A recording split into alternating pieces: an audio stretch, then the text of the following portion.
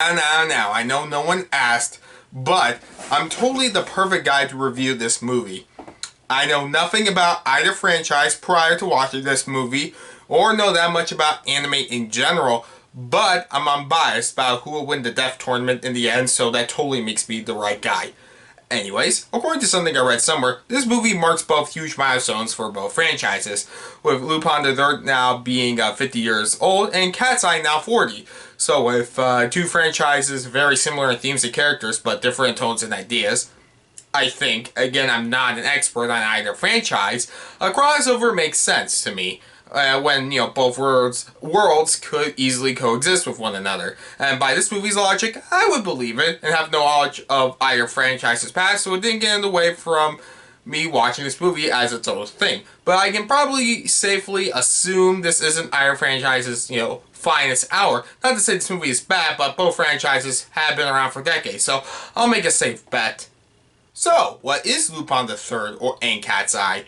Well, with Lupin the Third, it is probably one of Japan's most popular characters, at least in local animation, but despite having multiple movies come over to the States, including Hayao Miyazaki's first movie ever being a Lupin the Third film, Lupin the Third as a character has never reached the fame of other characters over here like Ash, Goku, etc., at least as far as I know.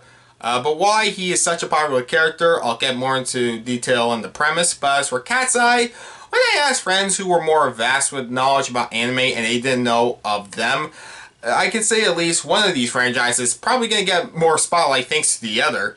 Anyways, with that said, what is the movie about? And more specifically, what are both franchises? Lupin the Third is a master thief, and I remember the first time hearing about him was when coming over to the States was Lupin the Third, the First, which I dismissed from the subtitle and obnoxious Instagram ads all the time. But looking it up, it's a gorgeous CGI anime film where Lupin, like his other movies, shows, etc., is this master thief and master of disguise, able to outsmart everyone when his more goofy personality would seem to clash with it, but he's fun, energetic, but smarter and probably deeper than he seems. Cat's Eye is not as great. They are three sisters named Hitomi, Rue, and I'm sorry for how many times I've been doing this. It's a checklist for me to make sure I have all the facts right. Who are thieves, as shown in the movie's intro with the two teams. Lupin has the two partners. I don't really know much about them, but they look fun.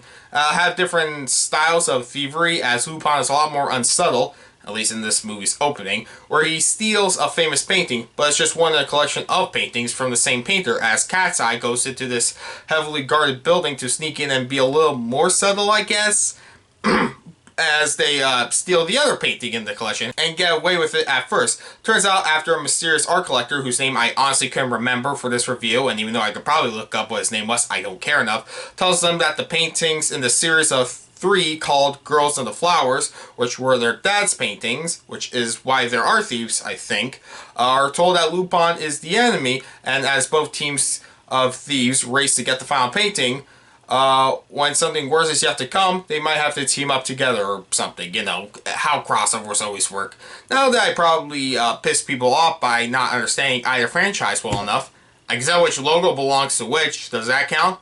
I'll just say the movie is okay. I had an okay time in a movie that was short, nice to look at times, and all the characters I've probably seen finer outings as an introduction. I think I got an alright idea of Lupin the Third, at least, and by that, I'm interested in more of Lupin the Third, since I like his style, personality, and I get why he's very popular and character and has lasted decades to come before and after, and is easily the best part of the movie. Most of it is about Cat's Eye, which I didn't have a problem with, since the story is about them. It's not like they're shoehorned into a Lupin movie. It never felt like that way. It felt natural for both these stories, worlds, and characters to coexist with one another. Like, there's good reasons for a crossover here, since the connection with their father and Lupin was nice to hear, and them having to discover the truth about the father they always wanted to know more of was fun to uncover. It's just, compared to Lupin's team, including him, Daisuke, and Gomen, they're not as interesting to me, but as someone who liked Netflix's Bubble last year, I'm sure my opinion on anime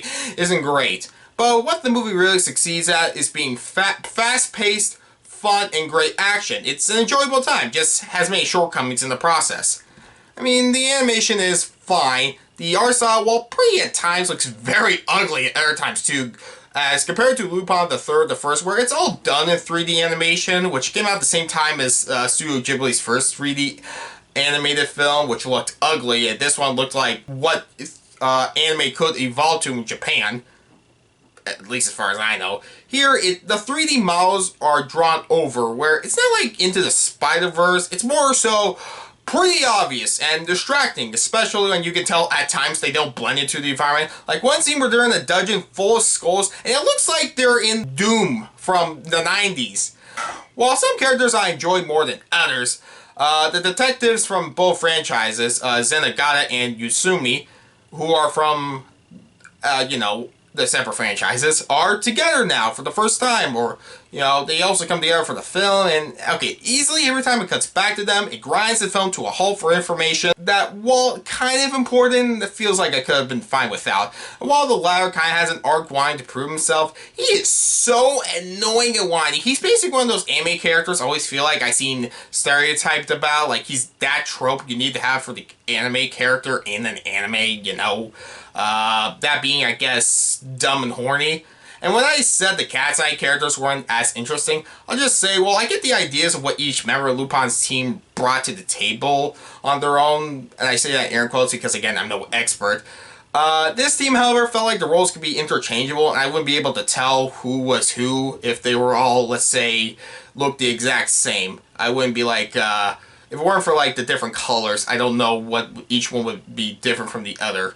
As if Lupin and his team all had, like, the same outfit and I couldn't tell who was who, I'd still be able to tell who was who, even under all that. Now, with all that said, though, the art style at times ugly can look cool, and there was a lot of fun action set pieces, like the movie's opening, with great editing to make both separate intros feel cohesive. And while some characters bothered me as introduction for me personally, it got me more into one franchise, so mission accomplished. I will say, though, the story is very cliched in terms of heist stories, since the moment one character walks on screen and explains his or her motivation, it's one of the most obvious portrayals I've seen in a movie in a while. I think the most obvious since, I guess the 355, I don't know. Now, with that said, there were some surprises, too, that came at me I didn't see coming, but the movie can be more predictable than not. I do not feel like my review's been that focused, it's been a bit all over the place, and maybe, like I said, this isn't either franchise's finest outing. I liked how the story did come together, though. The fun action that came from it, and the characters I'd be interested to see more from. I think the movie is just okay. It's just okay, but I would recommend it and do hope to see what twists and turns both franchises have coming up next. I give Lupin the Third versus Cat's Eye a 6 out of 10.